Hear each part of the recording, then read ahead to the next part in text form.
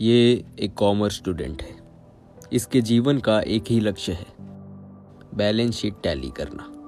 Accounts ने इनके जीवन में पहले से दर्द भर रखा था और इन्होंने अपना दर्द बढ़ाने के लिए मैथ्स ले लिया।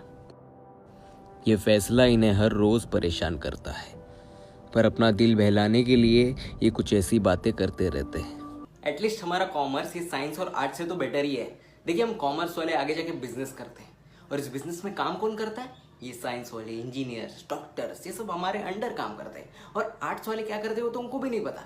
नाच गाना करते होंगे, आर्ट्स नाम रखा है। ये बैंक अकाउंट से ज़्यादा पेपर पे ही डेबिट क्रेडिट करते रह जाते हैं।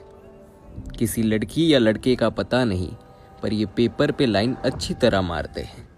बैलेंस शीट मैच ना होने पर इनकी मेंटल हेल्थ का डिप्रिसिएशन होने लगता है और इनकी ज़िंदगी ही एक लायबिलिटी बन के रह जाती है।